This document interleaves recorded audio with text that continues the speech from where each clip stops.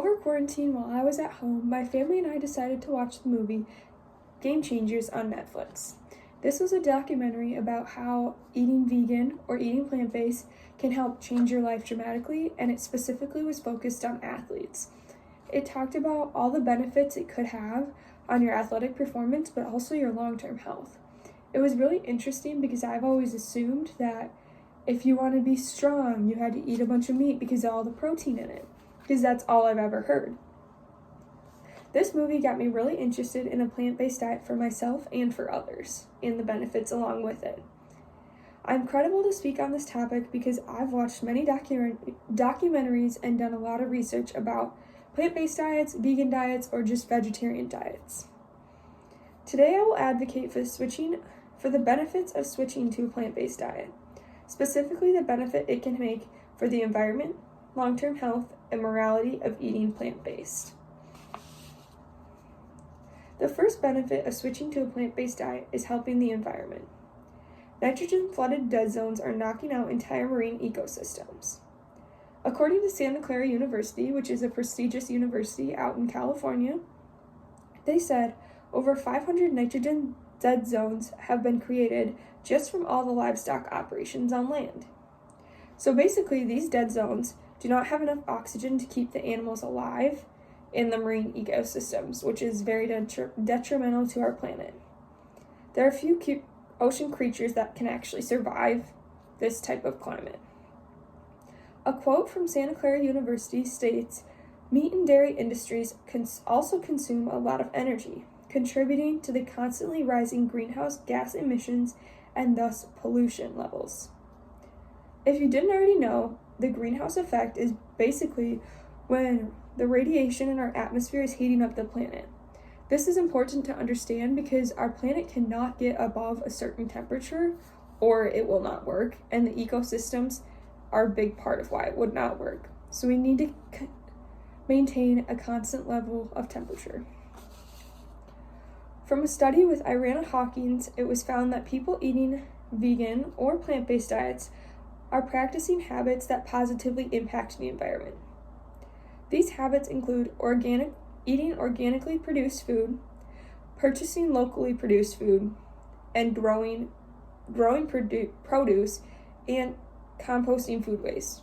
So basically what this is saying is that people that switch to plant-based or vegan diets are basically practicing better practices than those who are not.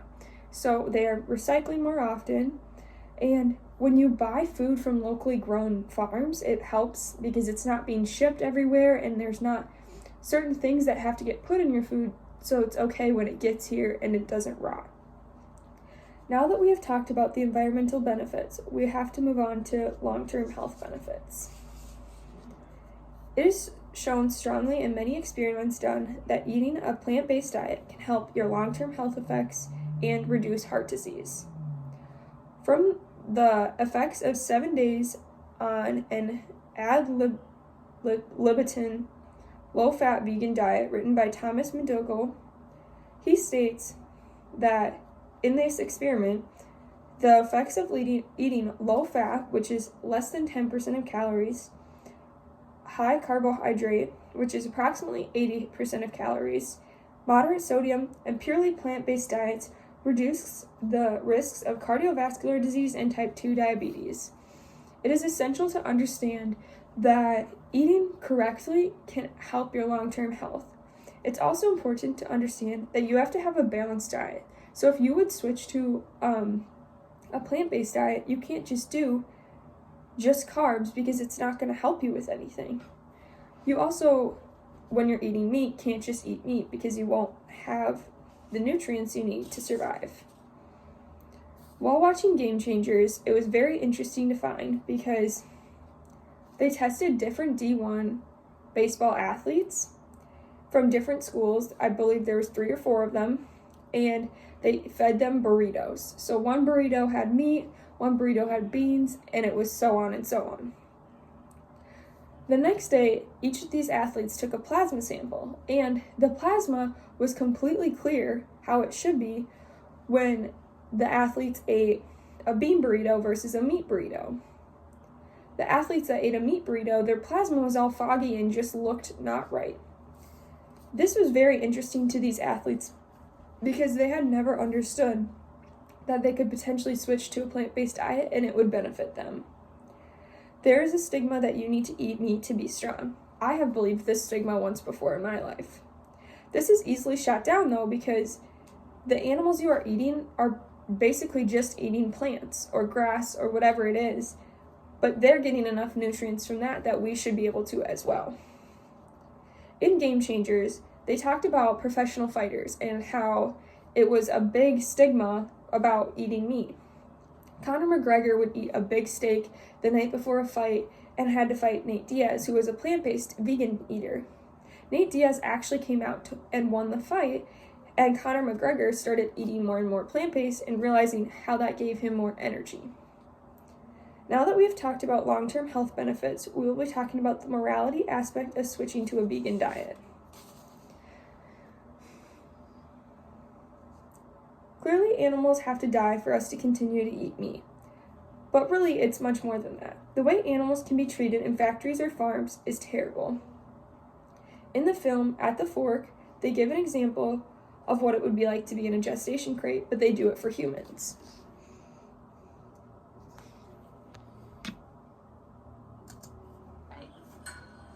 You get this one, John. Yeah, you get stuff in here. And I think we're actually going to latch you in. Okay. I'm going to give you a little bit of wiggle room.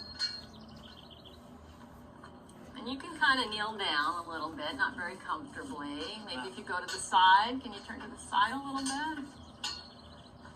I know. Maybe that's even a little bit more. As you can see, he could barely move in this gestation crate, and this is what animals have to deal with. They have to deal with this even when they're supposed to sleep, which he could barely move down, and this is just not right for the animals, and the morality of it all is terrible. When we talk about the different treatments of animals, you might be under the impression that all animals get treated the same at these farms, but that's simply not true. There are different types of farms. For example, for chicken coops, some have cages, some are cage-free, and some are free-range. You can see when you're buying eggs, it'll say either nothing, which means it's probably a caged farm, or it'll say cage-free or free-range. The animals get much better treatment in the free-range and cage-free because they actually have space to move versus being stacked on top of each other. There's always a big debate on whether animals actually have emotions or not. And in the film, where we saw the clip, later in the film, they talk about animals and if they have emotions or not. They interview a bunch of farmers, and some farmers that have big farms and don't really care state that there's no emotional connection to their animals. Others, for example, some of the kids at county fairs feel a real connection between them and their pig that they have to watch over before it goes to the factory. They're very sad to lose their friend because they do consider their animal a friend.